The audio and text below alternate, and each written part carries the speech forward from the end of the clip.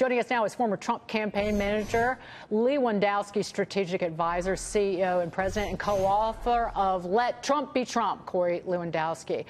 Corey, real quick, your take on the spat that Navarro had with Secretary of Treasury, Steve Mnuchin, and how what this means for the trade talks that are so critical with China.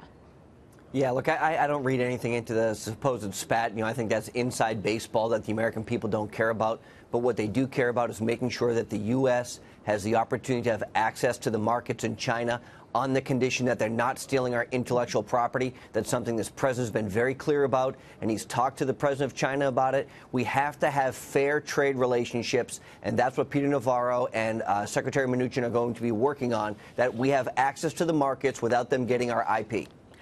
Well, Corey, just really quickly, it does matter in the sense of if there's fighting between the people who are putting together the trade agenda, that they're in these meetings negotiating this critical trade deal with China. If they're fighting with each other over policy issues, that does matter. And there are concerns with people in Washington and around the country about ZTE, it being a national security risk, that we're basically giving away the entire farm. The question is, what do we get in return? If we, it's an espionage risk, ZTE, because it, again, violated sanctions. It hasn't paid the price. And are we going to give them a third free pass?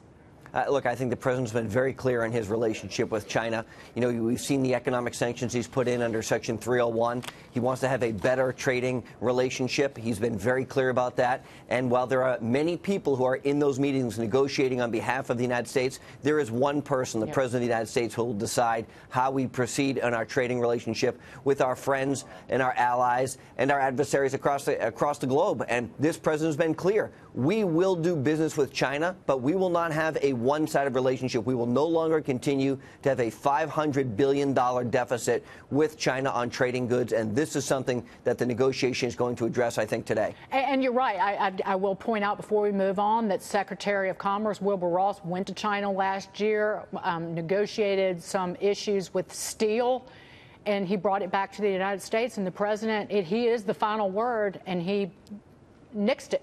So to your point, I wanted to mention that.